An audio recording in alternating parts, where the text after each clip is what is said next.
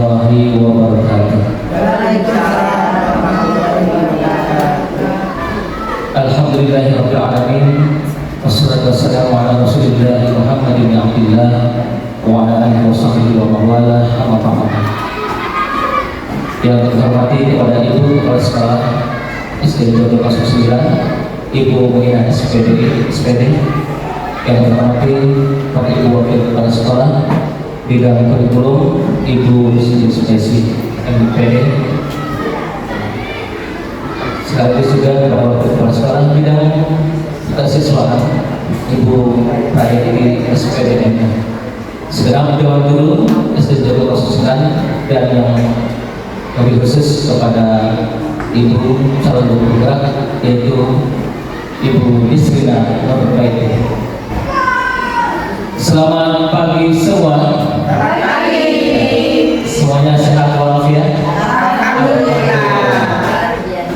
Alhamdulillah pagi ini kita semuanya dalam sehat walafiat, tidak kurang satu apapun. Mudah-mudahan kita selalu dalam lindungan Allah Subhanahu wa taala dan diberikan kelancaran dalam setiap tugas kita, wabil khusus di dalam tugas kita mengajar, membina, membimbing anak-anak kita untuk meraih prestasi dan mencerahkan kehidupan mereka di masa yang akan datang. Bapak Ibu yang dirahmati Allah SWT yang berbahagia, pagi ini kita sangat bersyukur karena kita bisa berkumpul di tempat yang mulia ini dalam rangka pemaparan atau diseminasi tentang budaya positif yang akan kita sampaikan oleh Ibu Nisrina Nurbaiti. Beliau adalah CGP Angkatan 10 dari SD Jodoh 09. Kita doakan beliau kedepannya selalu diberikan kelancaran, kemudahan sehingga apa yang dicita-citakannya berhasil dan kemudian bisa menebarkan, memberikan efek yang positif buat kita guru-guru SDN Jodoh 09. Kita tepuk tangan untuk Ibu Nisrina. Selanjutnya membuka acara kita pada hari ini, saya membawa acara akan membacakan susunan acara. Yang pertama adalah pembukaan, yang kedua sambutan Ibu Kepala Sekolah SD Jodoh 09, dan yang ketiga nanti adalah diseminasi tentang budaya positif yang disampaikan oleh guru calon guru penggerak Ibu Nisrina Nurbaiti. Sekali lagi ada sesi tanya jawab dilakukan pada saat proses pemaparan diseminasi tersebut. Kita awali kegiatan ini dengan membaca basmalah. Bismillahirrahmanirrahim. Hadirin Bapak Ibu yang dirahmati Allah SWT yang berbahagia, kita sama-sama dengarkan acara berikutnya, yaitu sambutan dari Ibu Kepala Sekolah SD Jodoh 09 kepada Ibu Muina SPD. Dipersilakan.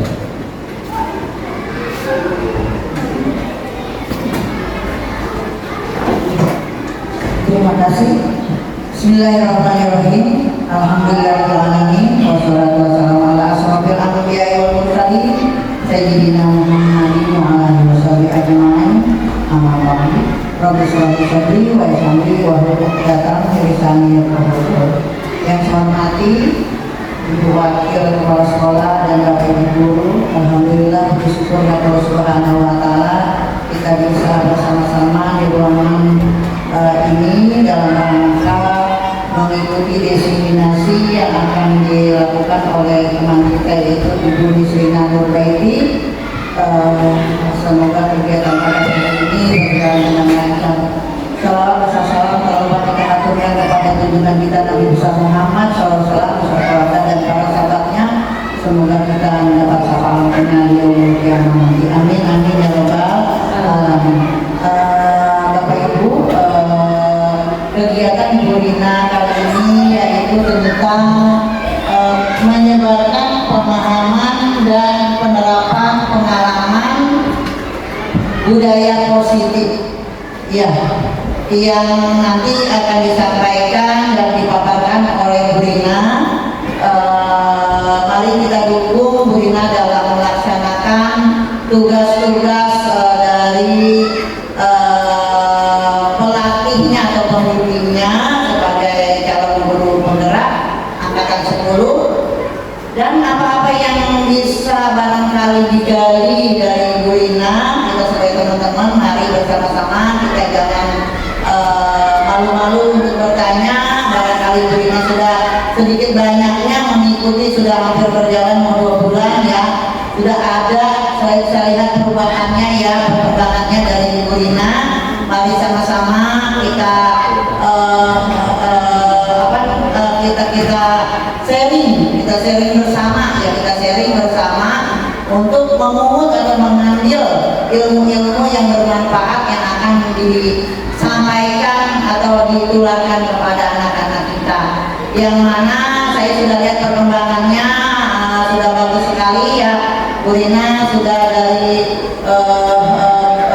bekerja keras untuk bisa menyelesaikan tugas-tugas. Alhamdulillah hasilnya saya lihat sudah ada, yaitu dengan metode Canva yang Bu Rina ya, itu sudah kelihatan hasilnya, dan metode-metode yang lainnya di kelas sudah diterapkan sama Bu Rina. Mari bersama-sama kita dukung semuanya apa-apa yang akan dilakukan oleh teman kita sebagai TGP. Kalau memang teman kita sudah ada membutuhkan sekarang ini adalah untuk kegiatan diseminasi, itu kita memang dimintanya 10 ya minimal ya Bapak Ibu. Kalau kita banyak-banyak juga kita kan dalam rangka kegiatan KBM anak ya. Jadi kalau diminta 10 ya saya memang mengajak di kelas ini adalah 10 orang, supaya ada juga yang bisa mengawasi di kelas-kelas teman-teman ya.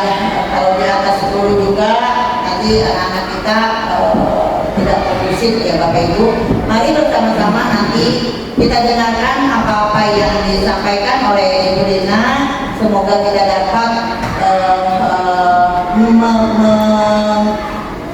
mengambil ilmunya dan semoga bermanfaat buat kita semua dan anak-anak. Terima kasih dari saya akhiri. Wassalamualaikum warahmatullahi wabarakatuh. Waalaikumsalam warahmatullahi wabarakatuh.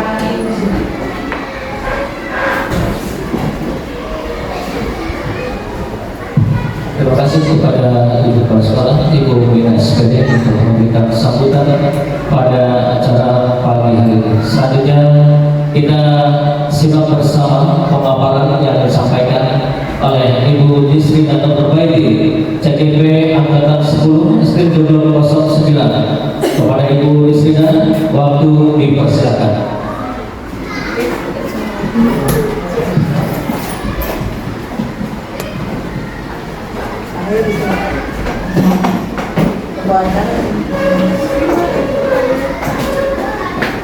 Bismillahirrahmanirrahim. Assalamualaikum warahmatullahi wabarakatuh. Waalaikumsalam warahmatullahi wabarakatuh. Alhamdulillahirabbil alamin. Wassalatu wassalamu ala asrofil anbiya'i wal mursalin wa ala alihi wa sahbihi ajmain. Asyhadu an la ilaha illallah wa la syarika lah wa asyhadu anna Muhammadan abduhu wa rasuluh. Allahumma sholli ala sayyidina Muhammad wa ala ali sayyidina Muhammad. Rabbi shrah sadri wa yassir li amri wa hlul 'uqdatam min lisani yafqahu qawli. Yang terhormat Kepala Sekolah SDN 209 Ibu Wina SPD, yang saya hormati Wakil Kepala Sekolah Bidang Kurikulum Ibu Sri Sukesi SPD MM, yang saya hormati Wakil Kepala Sekolah Bidang Kesiswaan Ibu Prayeti SPD MM, serta Bapak Ibu Guru hebat yang saya banggakan dari SDN 209. Marilah kita sama-sama mengucapkan puji syukur kita kepada Allah Subhanahu wa taala, yang mana pada hari ini kita masih diberikan berbagai macam nikmat iman, Islam, terutama nikmat kesehatan, sehingga kita dapat melaksanakan kegiatan diseminasi budaya positif pada hari ini dalam keadaan sehat walafiat. Salam sesalam tak lupa kita haturkan kepada junjungan Nabi besar kita Muhammad Sallallahu Alaihi Wasallam beserta keluarganya dan sahabatnya, kita semua selaku umatnya mudah-mudahan selalu mendapatkan syafaat beliau di yaumil akhir. Sebelumnya saya ucapkan terima kasih kepada Bapak Ibu semua yang hadir di dalam acara kegiatan hari ini dalam rangka kegiatan diseminasi menyebarkan pemahaman dan penerapan pengalaman budaya positif. Mudah-mudahan langkah Bapak Ibu untuk hadir di dalam acara ini Allah jadikan ladang pahala untuk Bapak Ibu semua. Sebelum saya mulai acara hari ini, saya ingin mengetahui seberapa semangatnya hari ini, di pagi hari ini Bapak Ibu semuanya. Good morning everybody, how are you? I'm fine. Good morning everybody, how are you? I'm fine. Good morning my teacher, good morning my teacher, good morning everybody, how are you? I'm fine. Kurang semangat. Ulangi lagi ya teman-teman ya, Bapak Ibu semuanya. Good morning everybody, how are you? I'm fine. Good morning everybody, how are you? I'm fine. Good morning my teacher, good morning my teacher, good morning everybody, how are you? I'm fine. Alhamdulillah. Apa kabar Bapak Ibu semuanya hari ini? Alhamdulillah. Alhamdulillah, I'm fine. Oke. Kemudian selanjutnya saya pengen tes semangat Bapak Ibu semua kalau saya bilang mana matamu? Ini mataku. Bisa Bapak Ibu semuanya? Mana matamu? Ini mataku. Mana semangatmu? Ini mataku. Kalau saya bilang mana matamu? Ini mataku. Kalau saya bilang mana semangatmu? Ini semangatku. Kalau saya bilang mana dadamu? Ini dadaku. Kalau saya bilang kamu gitu. Kalau saya bilang tunjukkan semangatmu SDE 209.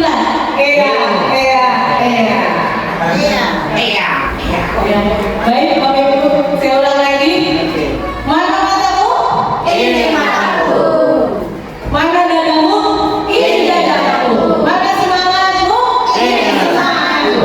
Ini semangatku. Tunjukkan semangatmu SDE 209.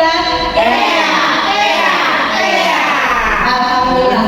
Untuk guru-guru SDE 209 sangat benar-benar hebat, luar biasa. Alhamdulillah hari ini dipenuhi rasa semangat kita menyambut anak-anak di sekolah.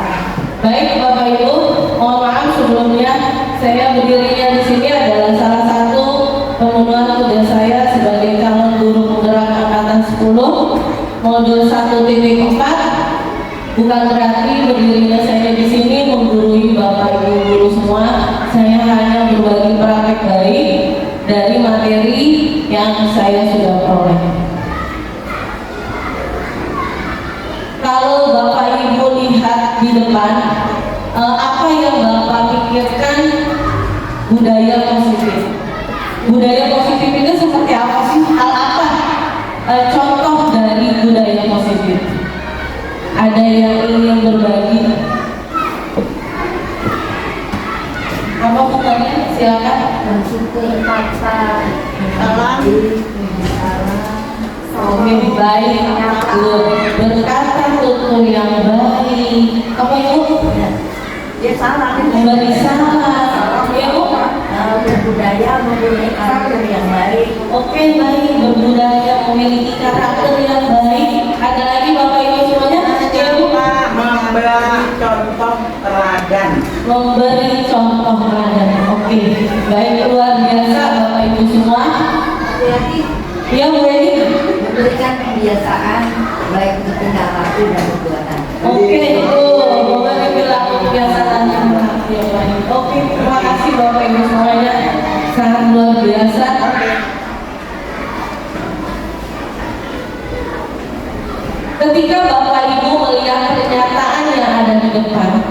menurut Bapak Ibu, pernyataan yang ada di depan ini seperti apakah hukuman dapat mendisiplinkan anak? Pernyataan ini setuju atau tidak? Apakah hukuman dapat mendisiplinkan anak? Kira-kira menurut Bapak Ibu setuju atau tidak? Ya Bu Maria? Tetapi disesuaikan dengan anak, ya, kondisi anak. Baik, betul. Setuju bahwa hukuman dapat mendisiplinkan anak disesuaikan dengan anak, kondisi anak. Ada lagi Bapak Ibu yang ingin berbagi? Ya boleh. Saya setuju, tapi disesuaikan dengan seberapa berat kesalahan yang sudah diperbuat. Oke, baik. Setuju. Disesuaikan seberapa berat dari yang dilakukan kesalahannya. Oke. Saya setuju juga Bu Lina, cuma hukumannya bukan berarti hukuman yang pembunuhan karakter gitu loh. Dapat yang bisa memicu semangat anak untuk lebih baik lagi. Oke, baik. Untuk pertanyaan yang pertama dari antara Bapak Ibu semua, untuk pernyataan pertama yaitu setuju ya. Kita lanjut ke pernyataan yang kedua. Apakah pemberian hukuman dengan hal positif seperti membaca atau membersihkan halaman sekolah dapat meningkatkan disiplin anak? Kira-kira setuju atau tidak? Seperti pemberian hal positif, baca atau membersihkan halaman sekolah, itu dapat meningkatkan disiplin anak. Ya, Menurut saya, dalam tugas itu adalah kebersamaan, itu positif. Namun apabila itu dalam bentuk hukuman, itu tidak memberi kondisi yang baik. oke, baik. Berarti pernyataannya setuju ya, Bunda ya. Oke, baik. Ada lagi? Bapak Ibu yang ingin berbagi? Saya rasa gini Bu Lina, sesuai misalnya kesalahan anak itu, misalnya anak itu memang tidak disiplinnya dalam mengikuti pelajaran, misalnya tidak membuat PR, ya, tidak membuat PR, boleh juga dihukum dengan cara membaca supaya mereka bisa membuat barangkali kesimpulan-kesimpulan dari bacaan itu ya. Namun kalau untuk hukuman seperti membersihkan halaman sekolah itu termasuk fisik apa bukan itu hukumannya ya? Karena kan anak itu bukan jadi pelajarannya tetap ketinggalan gitu. Tapi kalau kita yang menghukumnya ada kaitannya dengan pelajaran, itu saya rasa setuju aja ya, seperti membaca gitu, tergantung apa sih kesalahannya mereka ya itu. Tapi untuk mendisiplinkan kelas, hukumannya membersihkan lingkungan sekolah misalnya ya kurang tepat gitu ya, kurang tepat menurut saya. Jadi bisa tidak, ini tergantung kesalahan anak itu ya. Itu. Baik, terima kasih Ibu. Untuk pernyataan yang kedua ini, ada yang menyatakan bahwa tidak setuju dengan hal tersebut. Kemudian ada yang menyatakan setuju. Dari pernyataan ini nanti kita akan mempelajari materi budaya positif yang berkaitan dengan hukuman dan konsekuensi. Nah, tadi Ibu telah Kepala Sekolah bilang, nanti kita akan mempelajari di pernyataan ini. Kemudian pernyataan yang ketiga, apakah setuju dengan memberi penghargaan dapat meningkatkan motivasi belajar anak? Ya, setuju. Ya, kalau menurut saya, memberikan penghargaan dapat meningkatkan motivasi belajar anak, saya sangat setuju. Ya, karena dengan pemberian motivasi, pemberian reward kepada anak, walaupun tidak berupa barang, berupa pujian, itu akan membangkitkan semangat belajar anak. Contohnya sini ibu-ibu aja, ya, umpamanya ibu di rumah masakannya padahal keasinan, tapi selalu dipuji oleh anak-anaknya, suaminya masakannya enak. Itu aja juga udah suatu kebanggaan, padahal keasinan ibaratnya, apalagi anak, ya, walaupun dalam bentuk pujian. dan tidak berpaparan, tapi itu akan memberikan semangat atau motivasi untuk anak. Menurut saya itu. Terima kasih. Baik Ibu, terima kasih. Ada yang ingin memberikan pengalaman lagi, Bapak Ibu? Baik. Untuk pernyataan yang ketiga, yaitu setuju dengan pernyataan tersebut. Sangat setuju.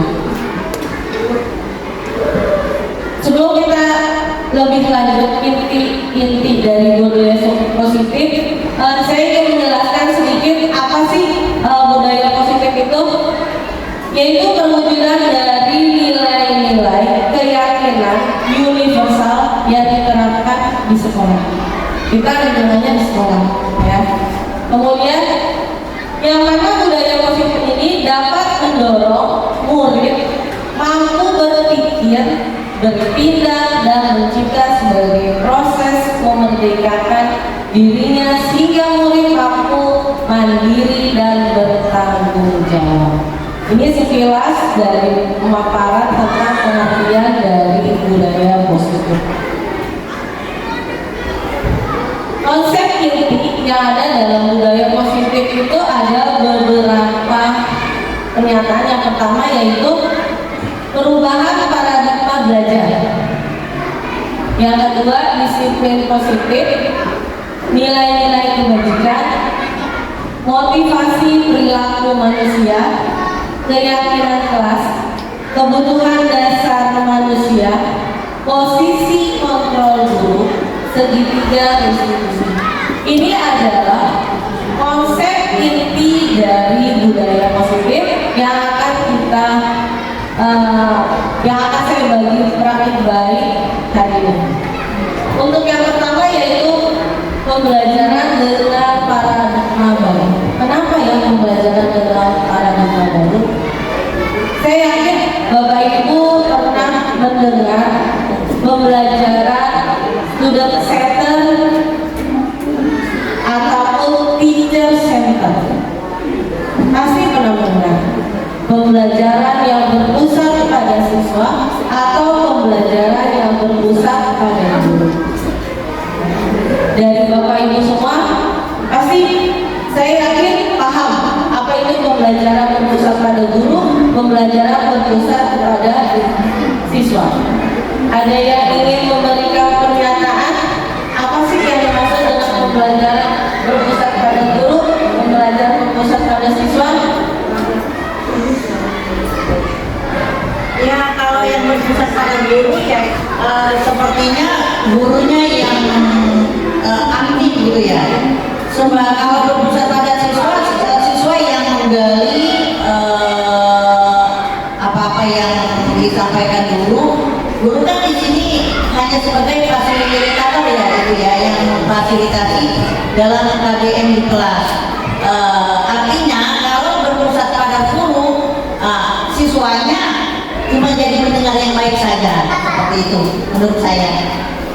Barangkali Ada yang ingin menambahkan lagi Bapak Ibu?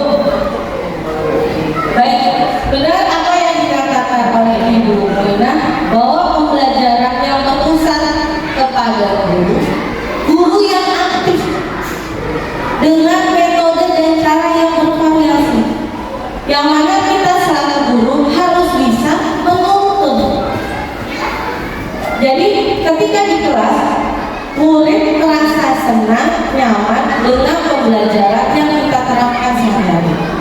Kenapa dikatakan pembelajaran dengan paradigma baru? Karena sebelumnya pembelajaran berpusat kepada murid, bukan berpusat kepada gurunya yang berpusat. Berarti guru di sini diharapkan harus lebih kreatif biar anak tidak bosan, jangan menggunakan metode ceramah saja atau textbook saja. Mohon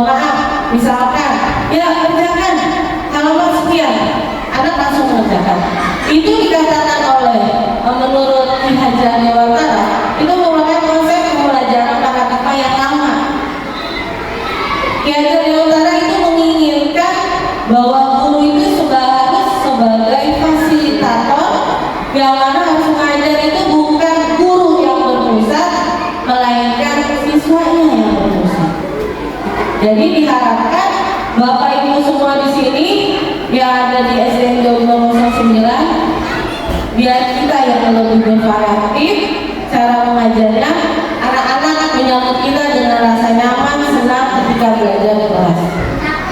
Pembelajaran dengan paradigma baru yaitu pembelajaran yang dirancang berdasarkan prinsip pembelajaran berdiferensiasi. Apa sih berdiferensiasi itu? Yang mana pembelajaran yang disesuaikan dengan kebutuhan anak-anak. Pasti di setiap kelas kita ada anak-anak yang berkebutuhan khusus. Tidak mungkin kita selaku guru memberikan tugas yang sama dengan anak yang normal. Pasti setiap anak itu memiliki karakter, keunikan, kemampuan yang berbeda-beda. Kita tidak bisa menyamakan semua kemampuan anak. Makanya kita selaku guru harus bisa melihat, menata apa yang dibutuhkan oleh siswa. Yang mana berdasarkan dengan perkembangan sesuai teori psikologi modern, yaitu mewujudkan profil pelajar Pancasila. Pasti Ibu sudah mendengar 6 dimensi profil pelajar Pancasila. Yang pertama apa Bapak Ibu? 6 dimensi profil pelajar Pancasila. Yang pertama beriman dan bertakwa kepada Tuhan yang Maha Esa. Kemudian berkebinekaan global. Terus apa lagi? Gotong royong. Kemudian berkreatif, bernalar kritis. Terus apa lagi? Mandiri. Ini adalah yang kita ingin wujudkan, bukan hanya sekedar kata-kata saja. Beriman, bertakwa kepada Tuhan yang Maha Esa, dan berakhlak mulia. Yang mana kita ingin mewujudkan siswa itu bisa mempercayai agama dan keyakinannya, serta bisa menerapkan dalam kehidupannya sehari-hari. Kemudian berkebinekaan global, yang mana kita ingin mewujudkan agar siswa tersebut dapat mempertahankan budaya Indonesia dengan mengenal, memahaminya, karena Indonesia itu sangat beragam budayanya, yang banyak suku-sukunya. Kemudian bergotong royong. Bergotong royong itu dalam arti bukan hanya membersihkan lingkungan. Berkolaborasi itu termasuk juga bergotong royong, bekerja sama, baik itu antara guru dengan siswa, saya dengan rekan sejawat. Itu adalah salah satu dimensi dari gotong royong. Kemudian peduli terhadap sesama, peduli terhadap sesama tanpa mengharapkan suatu imbalan atau harapan yang lebih. Itu adalah dimensi yang ingin diwujudkan dari gotong royong. Kemudian selanjutnya yaitu kreatif. Kita menginginkan siswa ini dapat menciptakan suatu hal yang baru, yang mana bisa bermanfaat untuk orang banyak. Yang selanjutnya yaitu bernalar kritis. Kita ingin itu siswa dapat memecahkan suatu permasalahan dan dapat menyingkronkan apabila terjadi suatu permasalahan. Yang selanjutnya yaitu mandiri. Kita ingin siswa itu lebih bertanggung jawab terhadap apa yang ia kerjakan.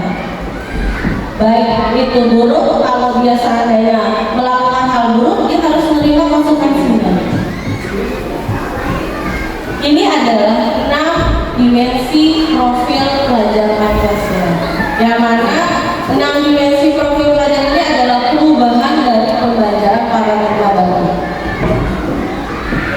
Sekarang coba Bapak Ibu di sebelahnya ada yang mengepalkan tangannya dengan mengisi, diharapkan teman yang satunya tidak mengetahui. Seperti misalkan bisa saya minta tolong Bu ini mencari titik maju ke depan. Bu ini memegang bendanya jangan sampai diketahui oleh Bu Carinti.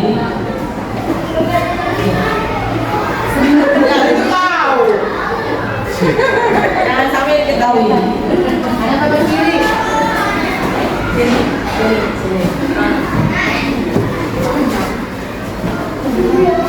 Bu Eni memegang benda yang satunya. Ya. Bu Eni memegang benda, sesuatu benda yang ada di tangannya, sangat yang berharga sekali. Ya. Bu ini dianggap adalah Bu Eni menyimpan benda yang berharga. Oke.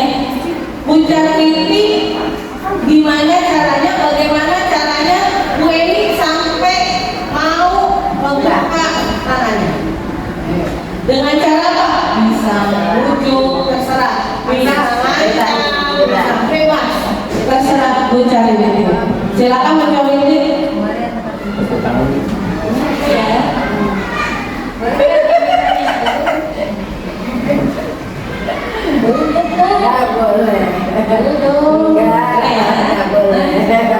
Nggak boleh. Nggak boleh. Kalau dibuka ini nanti dikasih lagi dia. Iya, coba ya, nggak boleh. Jadi cantik nggak bisa. Karena ini kalau berharga. Enggak lupa kita juga. Jangan lupa juga. Ayo. Boleh ya? Iya, boleh. Ayo.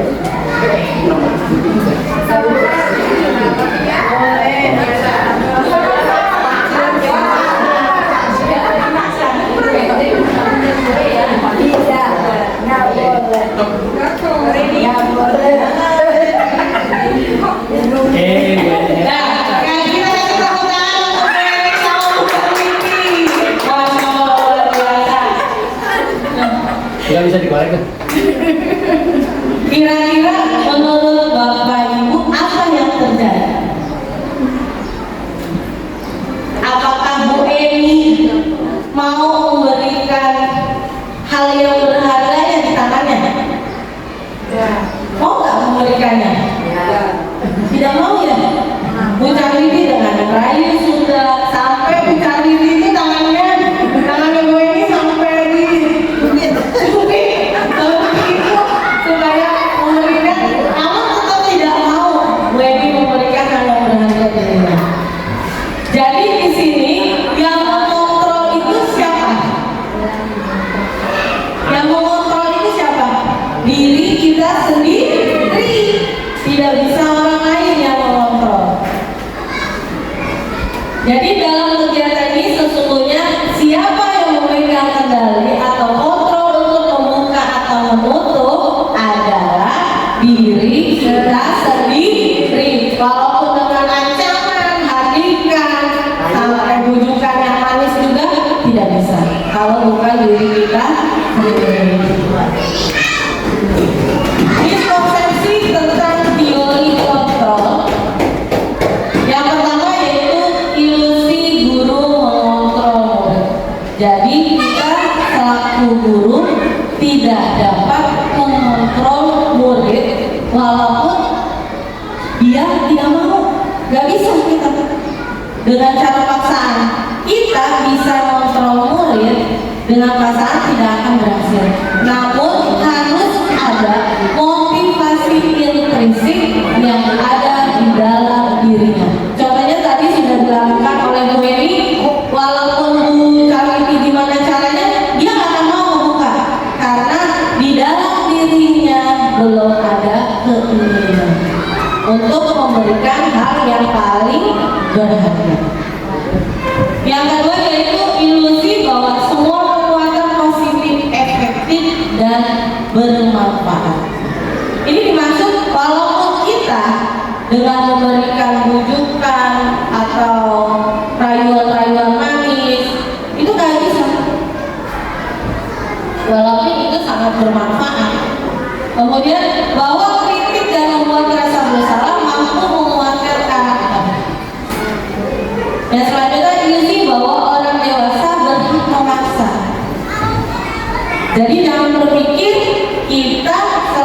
guru ingin memaksakan haknya kepada orang lain.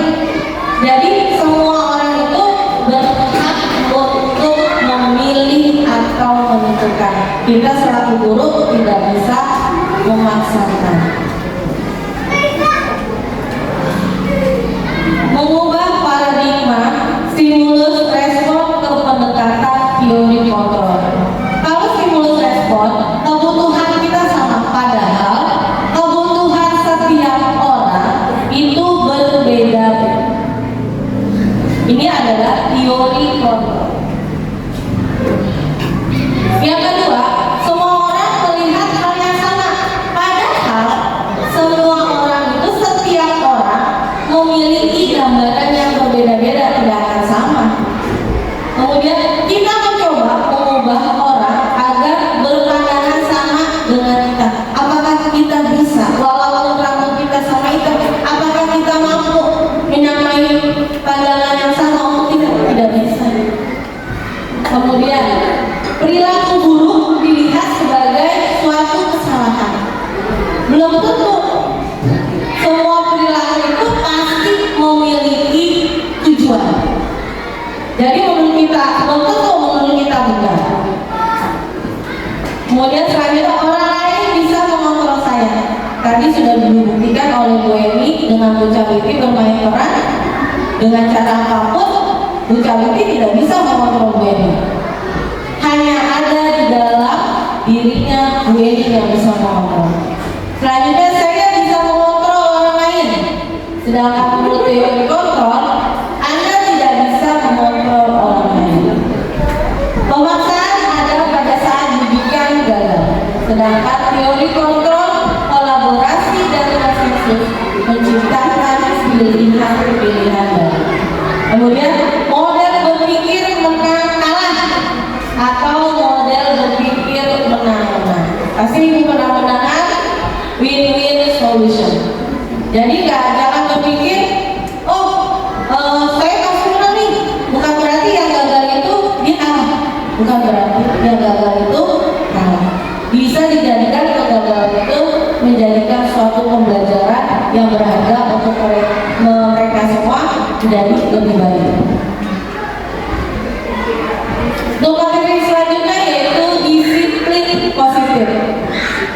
Disiplin berasal dari kata disiplina yang artinya belajar, yang mana mengacu pada disiplin diri yang memiliki tanggung jawab terhadap apa yang dilakukannya berdasarkan nilai-nilai yang diyakini.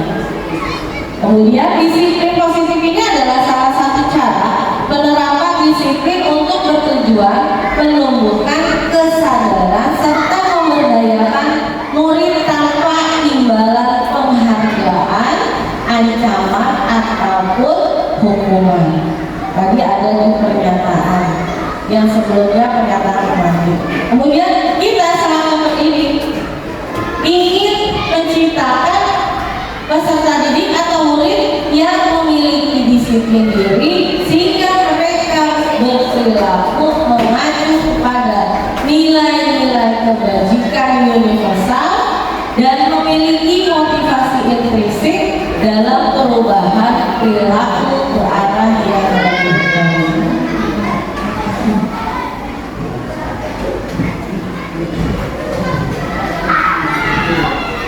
Yang selanjutnya yaitu nilai-nilai kebajikan. Nilai kebajikan adalah nilai yang disepakati bersama lepas dari suku bangsa, agama, bahasa maupun latar belakangnya. Di setiap institusi atau organisasi pasti memiliki nilai-nilai kebajikan. Saya di sini memberikan contoh organisasi. Yang pertama ada profil pelajar Pancasila. Pasti Ibu sudah paham dan mengenal sekali bahwa nilai kebajikan yang ada di dalam profil pelajar Pancasila yaitu beriman, bertakwa kepada Tuhan Yang Maha Esa, berakhlak mulia, mandiri, bernalar kritis, berkebinekaan global, gotong royong dan kreatif.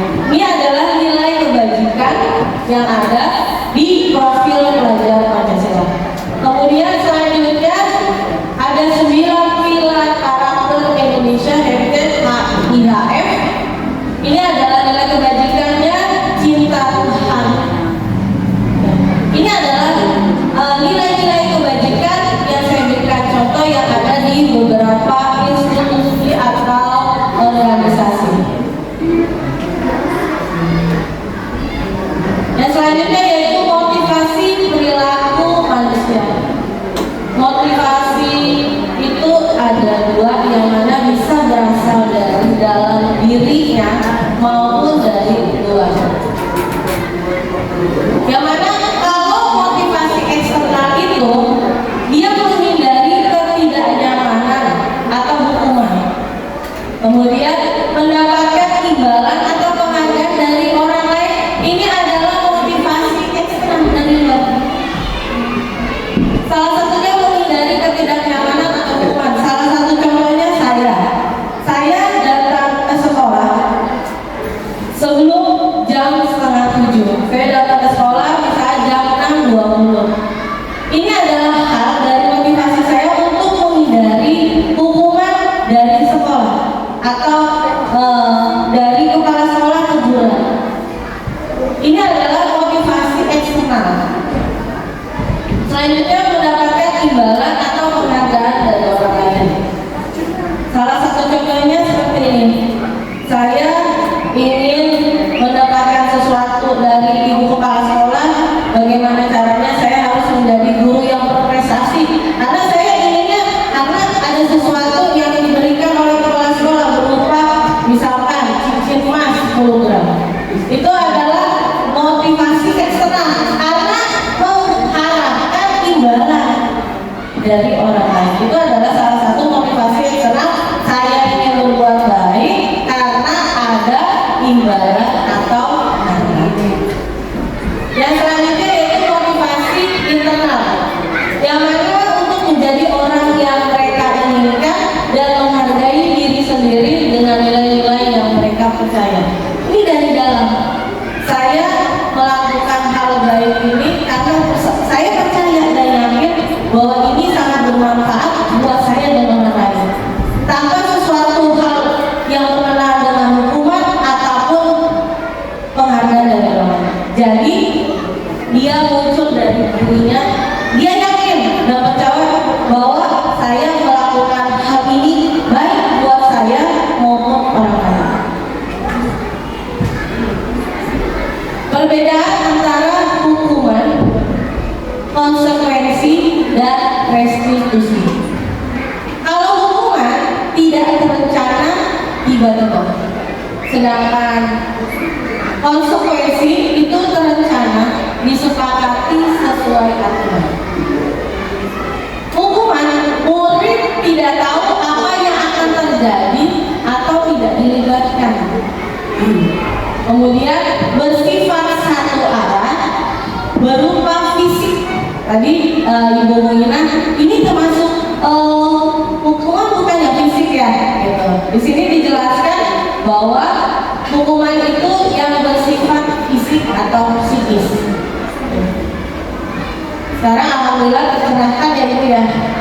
Lanjut, konsekuensi itu terancana, disepakati atau sesuai aturan, dan murid tetap dibuat tidak nyaman. Dan sikap guru selalu memonitor murid.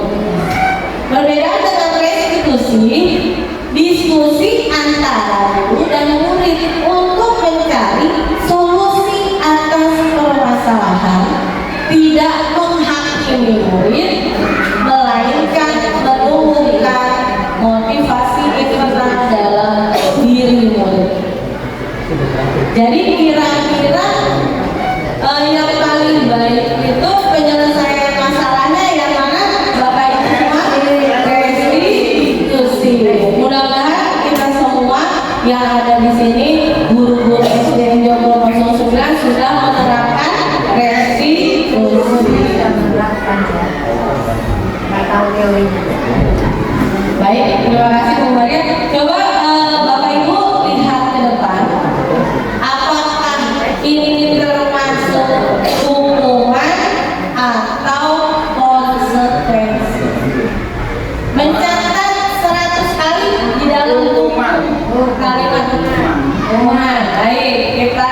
simpan dulu jawabannya. Lari mengelilingi lapangan basket, Hukuman. membersihkan coretan yang dibuatnya di meja tulis. Hukuman. Ada yang coba yang jawab hukuman angkat tangan? Nggak jadi. Oh. Semuanya konsekuensi. Kemudian murid diminta untuk push up 15 kali karena tidak menggunakan masker ke sekolah. Menggantikan kertas tugas teman yang telah dicoret-coret. Ini pintar-pintar. Masya Allah, luar biasa. Oke, benar ya Bapak Ibu. Lanjut lagi. Berjemur di lapangan basket. Lanjut. Murid diminta bertelanjang kaki sepanjang hari karena tidak menggunakan sepatu warna hitam sesuai peraturan sekolah. Luar biasa. Bapak Ibu semuanya. Membersihkan tumpahan air. Semuanya, Masya Allah. Kehilangan 10 menit jam istirahat untuk mengerjakan tugas.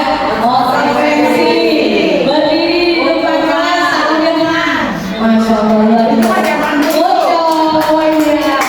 Baru paham ya Bapak Ibu. Luar biasa semuanya Bapak Ibu semua. Selanjutnya yaitu keyakinan kelas. Kenapa keyakinan kelas? Mengapa keyakinan kelas? Mengapa tidak peraturan kelas saja? Ada yang ingin berbagi? Kenapa keyakinan kelas sih? Bukannya peraturan kelas? Hampir sama ya Bapak Ibu berpikirannya. Kan sama benar peraturan sama keyakinan. Iya Bu. Ya, menanggapi ya Bu, mengapa keyakinan kelas, mengapa tidak peraturan kelas? Karena ini sudah disepakati sebelum kita mengajar kelas tersebut, apalagi kelas baru yang kita baru mengajar, setidaknya kita membuat kesepakatan kelas terlebih dahulu agar nanti sepanjang kita mengajar di kelas tersebut antara guru dan peserta didik dapat meyakini bahwa ini adalah kesepakatan kita bersama dalam kelas tersebut. Baik, kita kasih tepuk tangan buat Putri atas jawabannya. Baik. Kalau saya ini dulu, saya ambil dari kata yakin dulu. Yakin artinya kan percaya. Jadi kalau mereka misalnya sudah punya konsekuensi di dalam pikirannya, dia yakin konsekuensinya gua kan akan begini, aku kan akan seperti ini gitu. Itu dia yakin, berarti dia percaya tidak akan melakukan gitu kan ya. Kemudian kalau peraturan, sebenarnya kalau peraturan hanya sekedar peraturan gitu ya, mereka datang ke sekolah takut terlambat, hanya takut terlambat, tapi tidak ada punya keyakinan bahwa memang salah satu keterlambatan itu akan merugikan diri sendiri kayak seperti itu. Menurut saya apa ya, tolong di komentar Ibu Rina. Begitu. Semua jawaban ibu-ibu semua benar. Nah, ya beri, tepuk tangan dulu. Kalau menurut saya keyakinan kelas itu berarti nantinya kami dimotivasi internal dari dalam diri anak ya. Tapi kalau peraturan itu kan kayak salah satu. Jadi yang ada fungsi untuk motivasi, ada motivasi eksternal gitu dari luar. Tepuk tangan buat Gongnya. Sudah diluruskan oleh Bu Jamini. Benar. Semua jawaban Bu Jamini, Bu Lasri maupun Ibu Mulina adalah benar. Kesepakatan. Kesepakatan atau keyakinan kelas itu dapat diterapkan di mana saja kita berada. Baik itu di lingkungan kita tinggal ya. Kemudian dibuatnya kesepakatan atau keyakinan keyakinan kelas bukanlah peraturan agar murid atau diri kita sendiri yang termotivasi dari dalam diri sendiri, bukan dari tadi yang sudah dijelaskan oleh Bu Jamil. Ya, Bu Jamil ya, alhamdulillah. Pembentukan keyakinan kelas ya. Tadi sebelumnya Bapak Ibu mungkin agak bingung antara peraturan dengan keyakinan. Yang mana keyakinan itu bersifat abstrak, berupa pernyataan universal, dibuat dalam pernyataan yang positif, sesuai dengan kondisi kelas ataupun sekolah, melibatkan semua warga sekolah dalam pembuatannya, kemudian kesepakatan dari semua warga sekolah. Ini adalah yang paling dalam adalah peraturan berdasarkan peraturan kelas seperti kembalikan barang ke tempatnya. Ini adalah keyakinan kelas. Apa menurut Bapak Ibu? Apakah disiplin? Apakah tanggung jawab? Apakah menghormati? Kalau mengembalikan barang ke tempatnya, kira-kira keyakinan kelas apa? Tanggung jawab. Oke, nanti kita skip dulu. Dilarang mengganggu orang lain. Keyakinan kelas apa yang kita sepakati? Dilarang mengganggu orang lain. Disiplin. Apakah sikap saling menghormati dan menghargai, bertanggung jawab, Menghargai. saling menghargai dan menghormati? Disiplin, ada yang disiplin, ada yang saling menghormati, masih bervariasi ya jawabannya. Kemudian hadir di sekolah 15 menit sebelum pembelajaran dimulai. Ada yang menjawab yang lain selain disiplin? Tanggung jawab. Tanggung jawab, disiplin. Oke, saya simpan. Dilarang melakukan kekerasan. Saling menghargai, ada lagi jawaban yang lain? Tidak, saling menghargai. Dilarang menggunakan narkoba. Taat hukum. Apa lagi?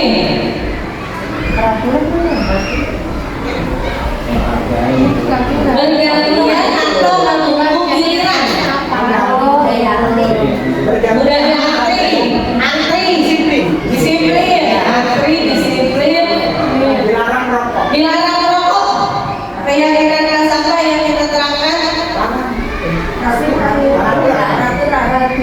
Tanggung jawab. Tanggung jawab, peraturan, terus tadi apa lagi? Masih bingung ya Ibu ya? Nilai-nilai keyakinan ya. Kemudian gunakan masker. Tanggung jawab. Baik, dulu saya jelaskan bahwa mohon maaf ya Bapak Ibu. Udah apa gitu ya? Kalau saya dari tadi mukanya ya. Kalau keyakinan kelas itu lebih tadi kan ya universal secara umum. Benar Wika. Terima kasih Wika. Dilarang mengganggu. Tadi kan saya bilang kalau peraturan itu masih bersifat memaksa. Dilarang mengganggu orang lain. Dan kalimatnya Iya. negatif. Dan kalimatnya negatif. Oke, benar Bu Wika. Terima kasih Wika. Luar biasa. Emang benar SDM belum masuk bilang seperti di jargon WA-nya smart teacher. Mudah-mudahan nanti kedepannya ada CGP yang lain di sekolah saya ini. Apakah sudah paham semuanya Bapak Ibu semua tentang keyakinan kelas? Sudah paham ya? Alhamdulillah sudah bisa tercerahkan ya sekarang. Kebutuhan dasar manusia adalah segala sesuatu yang kita lakukan untuk mendapatkan apa yang kita inginkan. Itu adalah pengertian dari kebutuhan dasar. Seluruh tindakan yang kita lakukan memiliki tujuan tertentu dan semua usaha terbaik yang kita lakukan adalah dalam rangka agar kebutuhan dasar kita baik. Kebutuhan dasar manusia itu ada 5, yaitu bertahan hidup, kasih sayang dan rasa diterima, penguasaan, kebebasan, dan kesenangan.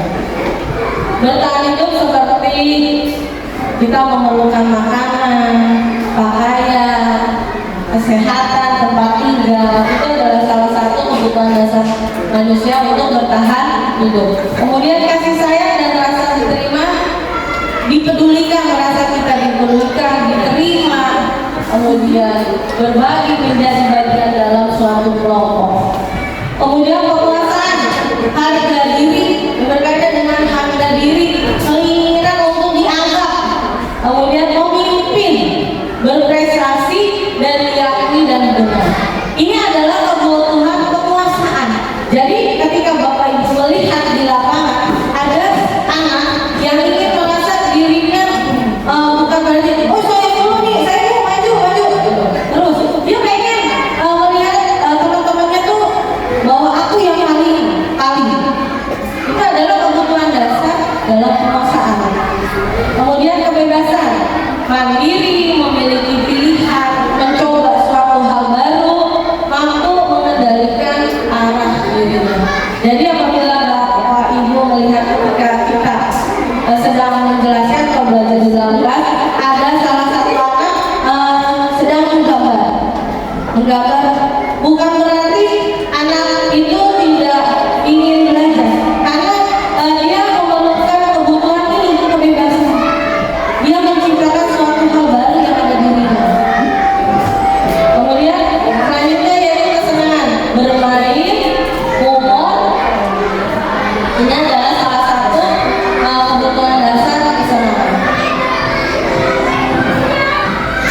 Sebagai pengingat, apabila ada kata yang seperti ini, ibu guru tidak menyamakan hal ini, padahal aku pakai jepit rambut baru. Mungkin di antara Bapak Ibu ada anak muridnya seperti ini. Ini adalah kebutuhan dasar yang tanpa kita sadari. Ya, tanpa kita sadari, pengen dilihatin sebenarnya tuh anak. Pakai baju baru, sepatunya baru. Ini adalah kebutuhan dasar mereka, yaitu kasih sayang dan rasa diterima. Yang tanpa kita sadari, kita mohon maaf saya juga selaku guru kadang suka salah itu padahal ada kebutuhan yang ingin dilihat oleh anak tersebut dari kita. Ya.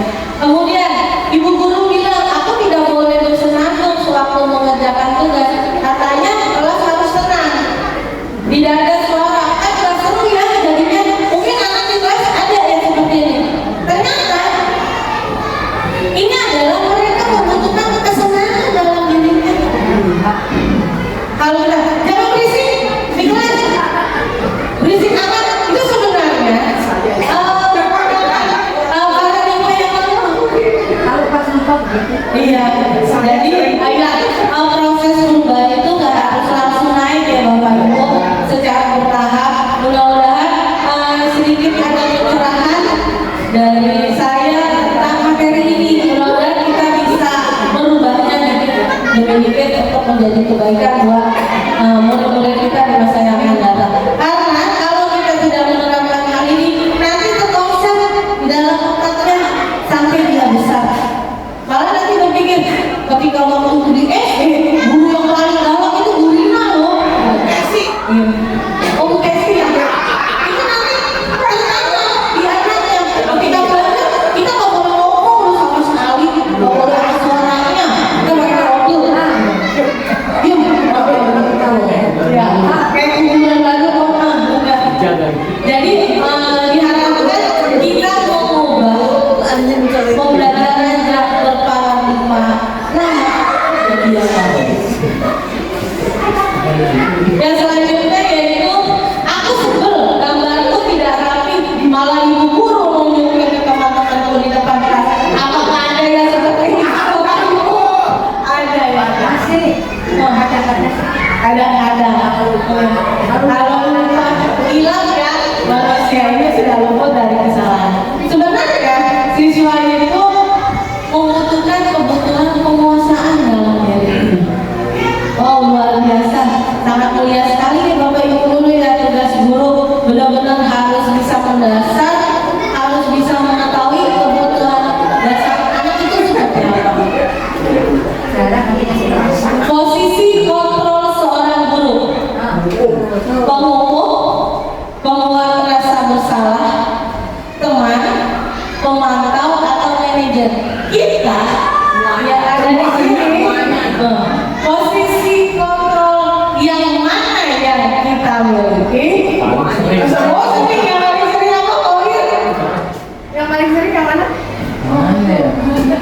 ada yang mana juga? Oh, itu udah pasti pernah ya? Pernah. Membuat rasa bersalah bikin aja. Ya gaduh-gaduh ini. Ya, hampir sama pengalamannya. Oh, kalau saya memantau. Kalau saya teman, Waduh. Sebetulnya sih memantau. saya pernah itu di fakultas ini ada 06, 03. Saya terapkan supaya anak tidak takut sama guru gitu, supaya anak itu tidak takut sama guru. Jadi pertama saya masuk di kelas itu, ibu ini adalah sahabatmu gitu, ibu ini adalah temanmu, teman curhatmu. Jadi jika ada kamu ada rasa punya kendala belajar, jangan takut sama ibu untuk bertanya. Tapi ibu juga sebagai orang tua di sini yang harus dihormati. Itu saya seperti itu, jadi nyambung teman sama anak-anak gitu. Oke. Baik, saya juga jujur sebelum saya mengetahui materi ini di program guru penggerak saya pernah melakukan posisi kontrol semuanya. Ya, sebagai penghukum, rasa bersalah, saya sudah melakukan hal ini semua. Namun, menurut penelitian, hal yang baik posisi kontrol kita sebagai seorang guru adalah manajer.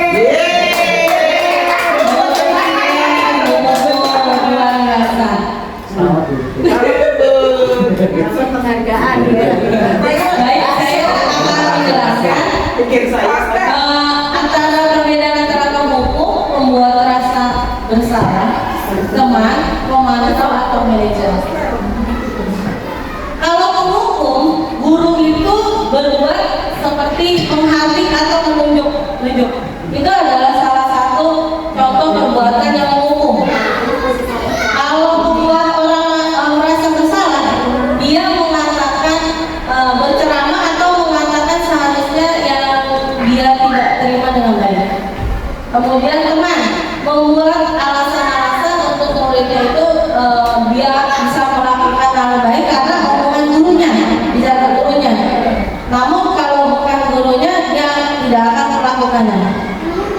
Kemudian kalau pemantau menghitung dan mengatur, dia melihat cuma mantau doang. Kemudian manajer mengajukan pertanyaan-pertanyaan, apa sih, kenapa dia melakukan hal ini, mencari solusi. Itu adalah perbedaan yang dilakukan oleh seorang guru. Kemudian perkataannya yang dilakukan sebagai seorang penghukum, kalau kamu tidak melakukannya, awas ya, rasakan ya, ini adalah ancaman. Ini adalah kontrol guru sebagai penghukum. Kalau kita melakukan hal ini, hasilnya bagaimana? Siswa akan memberontak, malah maki jadi dalam hal melakukan kesalahannya.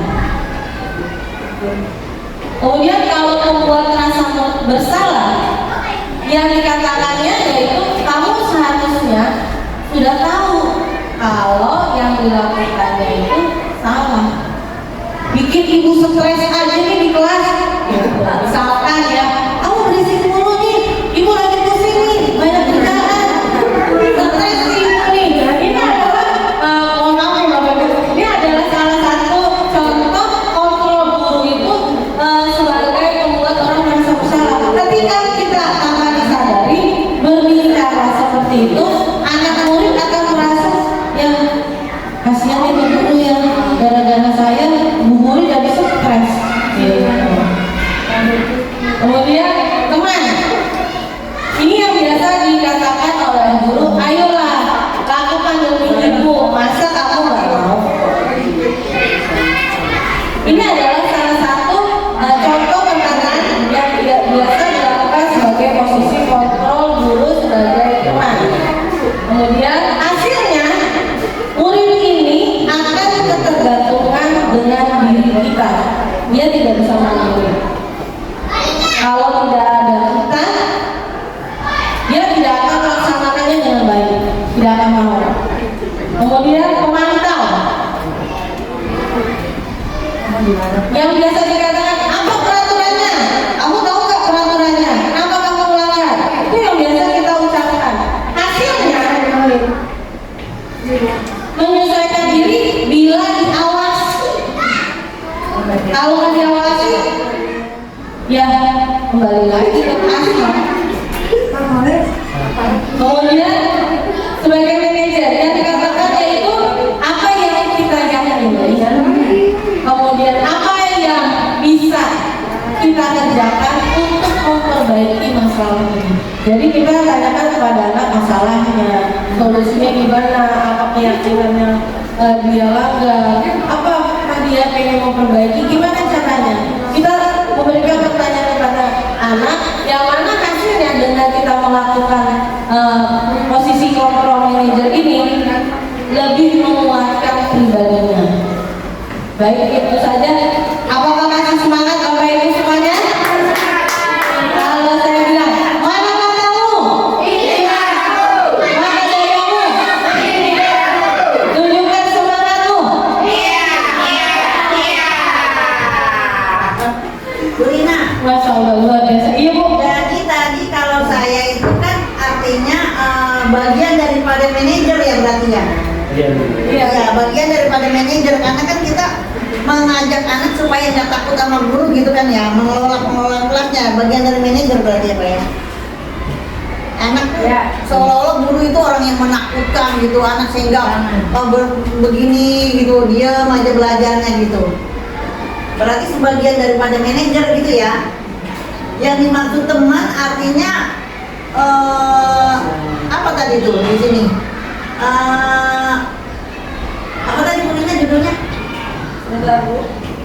Iya, kalau yang dimaksud teman di situ berarti bukan bagian daripada manajer, karena kalau dimaksud teman itu kan artinya gampangin biarin gua mah udah solid apa udah iya gitu kan ya, artinya di situ gitu ya. Beda dengan yang maksud saya tadi artinya masuk di bagian manajerial gitu, manajer. Oke, baik Ibu. Terima kasih. Cuma salah pernyataan tadi itu aja ya.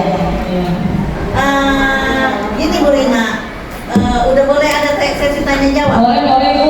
Silakan. Yang tadi dari awal-awal saya udah menyimak ya, maksudnya gini, saya waktu di MSO Seminar itu kan memang sekolah inklusi ya. Sepertinya sih bervariasi itu udah berlaku dari zaman dulu bukan? Cuma kita kan kalau sekolah inklusi, kalau memang anak yang belum punya lisensi dari psikolog itu masih dilayani layaknya teman-teman lainnya reguler. Tapi kalau memang dia udah membawa lisensi psikolog, mereka dapat pelayanan artinya dari tingkat kesulitan mereka belajar kan udah ada tuh dari psikolog, tingkat berpikirnya seperti apa, kemampuan nalarnya seperti apa, apakah di bawah rata-rata. Kalau memang di bawah rata-rata berarti kan udah ada pembelajaran yang berdiferensiasinya memang harus dibedakan.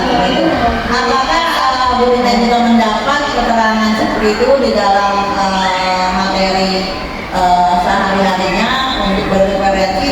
Kita melayani apakah yang sudah punya lisensi psikolog, apa memang berdasarkan analisis kita sejak awal masuk kelas itu gitu. Itu Bu Rina dulu yang saya tanya. Ya, baik, terima kasih Bu Muina. Yang saya pahami, kalau anak yang seperti inklusi yang berkebutuhan khusus, seharusnya dari awal proses kita mulai pembelajaran di tahun ajaran baru, kita selaku guru harus memetakan terlebih dulu kebutuhan siswanya, dilakukan diagnostik. Sebenarnya seperti itu. Jadi kita tahu mana aja nih, misalkan kebutuhan anak yang ini yang seperti ini, kita udah paham, tidak di akhir atau di tengah. Namun kalau anak yang mohon maaf ABK, dalam hal ini kita bukan tidak mengkategorikan ya, karena emang dia beda dengan yang sebenarnya ini anak yang reguler ya Bu ya. Jadi kita tidak bisa melakukan restitusi kepada anak yang dan saya pernah dapatkan. Jadi emang anak ABK ini emang anak yang luar biasa, amanah buat kita, bukan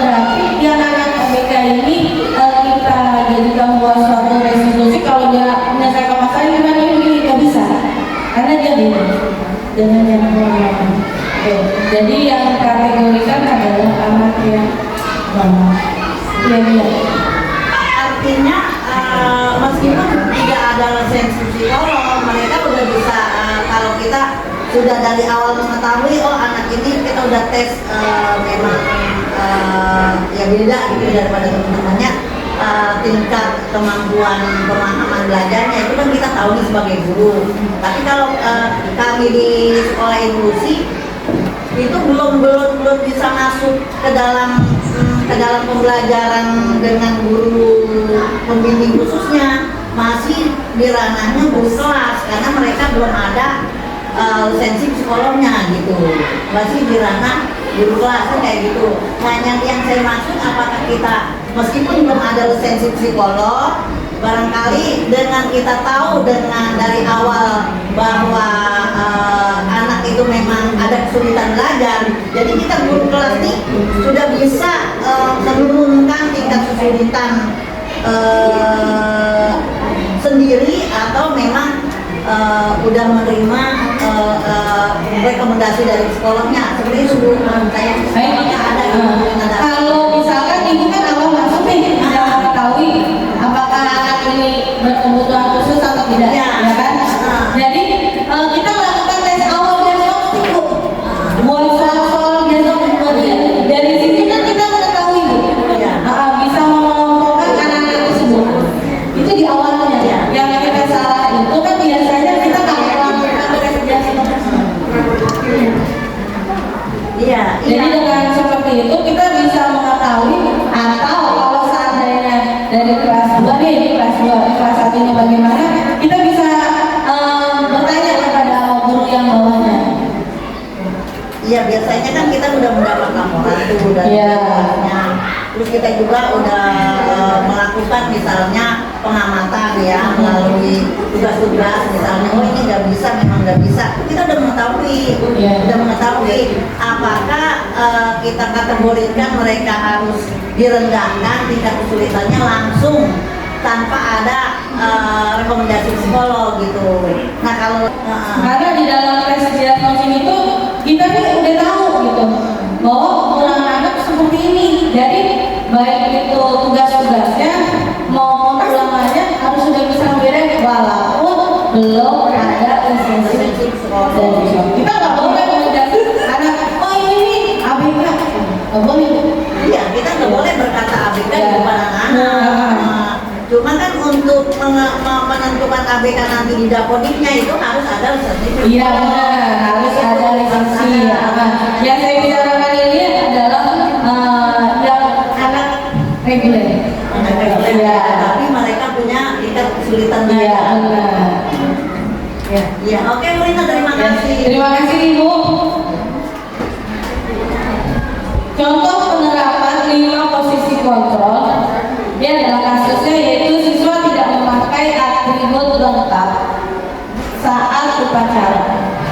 Yang pertama yaitu hormat pada bendera. Ini anak disuruh hormat bendera selama 1 jam. Posisi kontrol apakah seperti ini? Hormat pada bendera 1 jam hukuman itu mah. Ya. Baik, hukuman ada yang lain? Dan 1 jam hormat. Iya. Kita simpan dulu, ada yang lain? Jawabannya? Hormat pada Sama semua ya? Lanjut. Berapa kali ibu bapak beritahu kamu, tapi kamu selalu saja tidak memakai atribut lengkap. Bapak ibu kecewa sama kamu. Ini posisi kontrol apakah kalau seperti ini? Membuat rasa bersalah. Kita skip dulu ya. Apakah benar jawabannya? Oke, benar. Yang pertama kalau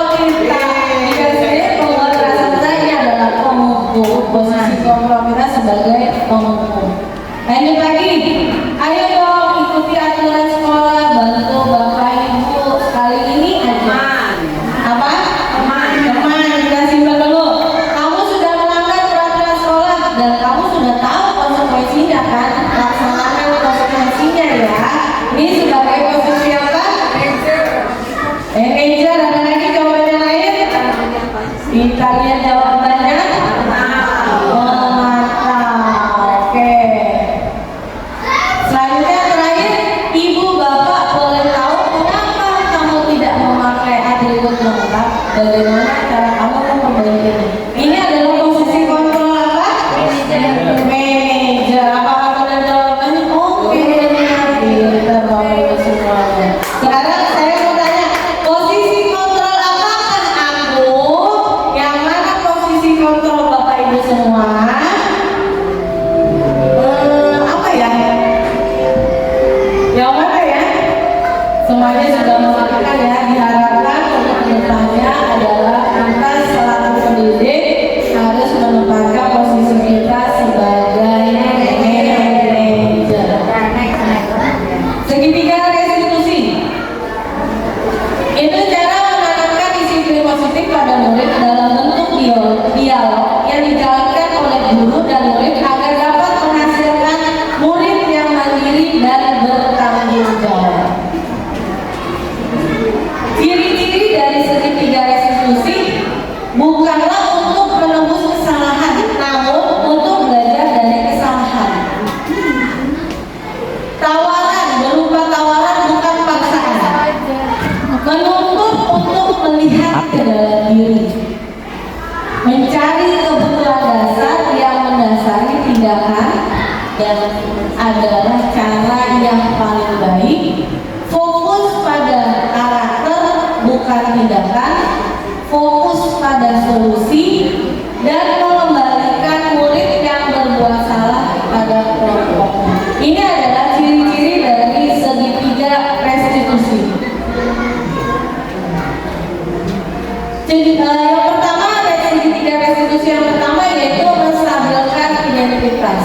Yang mana prinsip ini membuat kesalahan adalah bagian dari proses pembelajaran yang biasa kita lakukan, yaitu kenyataannya yang kita bisa katakan berbuat salah itu hal yang wajar. Ini adalah tindakan yang awal pertama kali kita lakukan ketika restitusi. Kemudian tidak ada manusia yang sempurna, kamu berhak merasa diri. Ini adalah perkataan pernyataan kita ketika melakukan restitusi di tahap awal. Kemudian yang kedua, tindakan yang kedua, memvalidasi tindakan yang salah, berupaya untuk memenuhi suatu kebutuhan tertentu. Ini yang biasa kita lakukan. Kamu pasti punya alasan kenapa melakukan hal itu. Ini merupakan bagian dari validasi tindakan yang salah. Terus kemudian adakah cara yang lebih efektif untuk mendapatkan apa yang kamu butuhkan? Restitusi yang ketiga yaitu menanyakan keyakinan. Ini berdasarkan dari intrinsik dari dalam. Apa keyakinan kelas kita? Ketika dia melakukan kesalahan, kita akan menanyakan apa keyakinan kelas kita yang kita sudah sepakati. Kira-kira keyakinan kelas apa yang dia langgar? Bagaimana caranya supaya dia tidak melanggar lagi keyakinan kelas kita? Ini adalah salah satu bagian ketiga dari restitusi, yaitu menanyakan keyakinan. Baik. Untuk yang terakhir, penutup, yaitu dalam penerapan program disiplin positif yang terbentuk melalui keyakinan sekolah ke kelas, hendaknya kita selaku guru dapat memposisikan sebagai manajer yang menuntun murid menjadi insan yang mandiri dan bertanggung jawab. Untuk merefleksi dari materi yang tadi telah saya sampaikan, pertanyaan pertama, perasaan apa yang muncul dari Bapak Ibu semua selama mengikuti sesi ini, khususnya mengenai makna disiplin dan motivasi intrinsik? Yang kedua, peran among seperti apakah yang saya lakukan selama ini kepada siswa?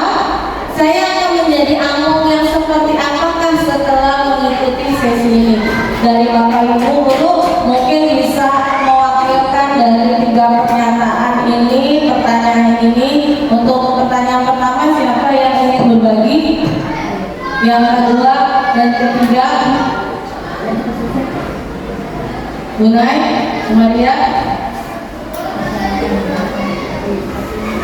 Perasaan apa yang muncul selama Bapak Ibu mengikuti kegiatan hari ini mengenai makna dari disiplin dan motivasi intrinsik? Bu Puput mau memberikan tanggapannya, Bu Puput?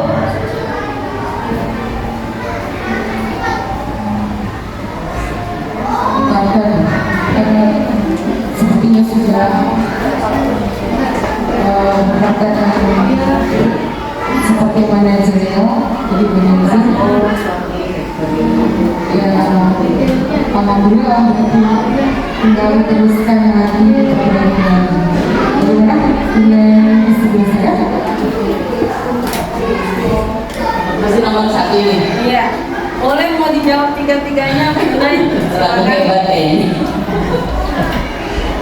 Perasaannya senang, bangga punya teman yang sudah bisa memberikan masukan kepada kita, pembelajaran yang bermanfaat, dan kita jadi tahu peran apa yang kita jalankan selama di kelas itu. Kita tahu kita harusnya itu sebagai apa di dalam kelas, itu kita jadi tahu. Selama ini kayaknya saya menjalankan semuanya gitu ya, teman juga gitu.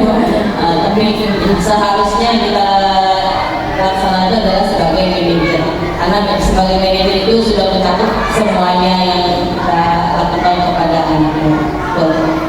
Terima kasih, kita tepuk tangan untuk Saya mah sudah sampai pengalaman. Iya. Ya memang tadi yang dipaparkan Bu Rina, kita mengalami semua ya. Termasuk saya mengalami dulu di kelas 1. Saya ngajar kelas 1. Jangankan mereka yang kelihatan dia pakai, nunjukin kita hal-hal yang punya barang baru. Celana dalam aja kita diangkatin sama anak-anak kelas 1 tuh. Ibu celana dalam saya baru. Oh iya, cakep, bagus. Jadi perlu pujian di situ ya. Ya benar yang dikatakan Bu Rina, ternyata ada ya. Ternyata ada gitu. Apa tadi Bu Rina termasuknya pemujian ya, untuk memuji penghargaan ya. Ya ternyata ada di dalam catatan itu ya ternyata ya. Ya. Terima kasih Bu Rina atas materinya. Sedikit banyaknya kita sudah bisa mana hal-hal yang kita harus tinggalkan dan mana yang harus kita ambil dan kita implementasikan di kelas buat kebaikan anak-anak kita semuanya. Terima kasih, itu aja sih. Terima kasih kepada Bu Mina. Kita kasih tepuk tangan dulu buat Bu Mina. Ya sudah. Sebenarnya tadi sudah cukup jelas yang disampaikan oleh kawan kita Ibu Nadia, yang selama ini semuanya kita lakukan, semuanya kita dorong, kita setuju. Namun terkait dengan perasaan apa yang muncul selama sesi ini, khususnya apa yang disampaikan oleh narasumber kita hari ini, calon guru penggerak. Terima kasih kepada Bu Nina yang sudah mumpuni dalam menyampaikan hal-hal, dari mulai menyampaikan bahan, kemudian apa jawabannya, sehingga semuanya nyambung. Mungkin kita dapat merefleksikan bahwa di antara teman-teman kita ini mampu sebenarnya untuk menggali hal-hal seperti ini. Seandainya saja ini terungkap sejak lama, saya lebih banyak belajar dari kawan-kawan kita. Terima kasih Bu Rina, sukses. Mohon maaf Bu, saya berdirinya di depan sini hanya manusia biasa. Ya. Saya bukan narasumber. Saya hanya berbagi praktik dari apa yang saya sudah dapatkan di dalam program pelatihan ini. Insya Allah saya akan menularkan apa-apa saja yang saya sudah dapatkan di dalam program guru penggerak, dan harapan saya untuk teman-teman yang ada di sini untuk bisa mengikuti pelatihan guru penggerak. Ikuti saja prosesnya di awal, karena di dalam pelatihan, sebelum kita masuk ke pelatihan, prosesnya jangan berpikir untuk kita harus lulus. Kita coba dulu untuk langkah masuknya seperti apa. Insya Allah Bapak Ibu yakin pasti bisa. Sama halnya seperti saya yang tadinya juga merasa didorong sama teman saya, tapi alhamdulillah saya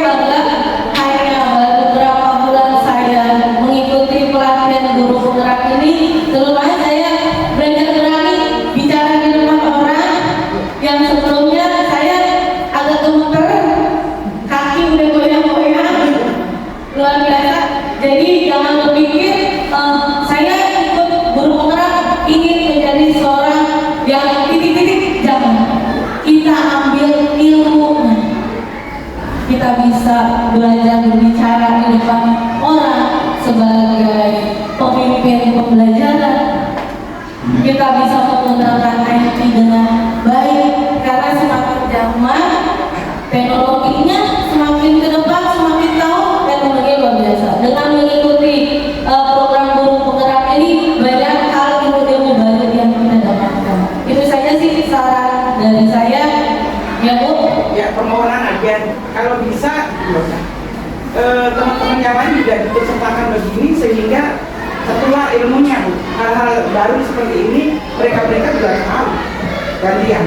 Baik Ibu, nah, insya Allah nanti ada sesi berbagi praktik baik untuk teman-teman semuanya. Insya Allah saya akan melakukan karena saya lihat di sini banyak teman-teman saya hebat-hebat semua yang bisa berbagi praktik baik dengan teman-teman. Insya Allah akan saya jalankan di dalam komunitas guru SD 2009. Terima kasih semuanya Bapak Ibu semuanya. Ada lagi Bapak Ibu yang ingin disampaikan? Ada pantun dari saya. Konsumsi makanan sehat untuk pertumbuhan. Setelah makan jangan lupa ucapkan hamdalah. Mohon maaf apabila ada kekurangan dalam penyampaian karena kesempurnaan hanyalah milik Allah. Saya guru penggerak angkatan 10. Mohon dibukakan pintu maaf yang sebesar-besarnya. Saya akhiri. Wabillahi taufiq wal hidayah. Wassalamualaikum warahmatullahi wabarakatuh. Ya, luar biasa buat Bu Rina, sekali lagi kita beri tepuk tangan semangat buat Bu Rina. Ya, terima kasih sudah berbagi banyak hal-hal positif yang diperoleh dari proses perjalanannya CGP selama kurang lebih 2 bulan ya. Luar biasa penyampaian atau yang luar biasa ya buat kita semuanya. Alhamdulillah, mudah-mudahan ini menjadi motivasi besar buat seluruh guru SD 09 untuk lebih meningkatkan kualitas diri untuk kemajuan pendidikan di SD 2009. Terima kasih atas segala perhatiannya pada acara berbagi praktek baik pada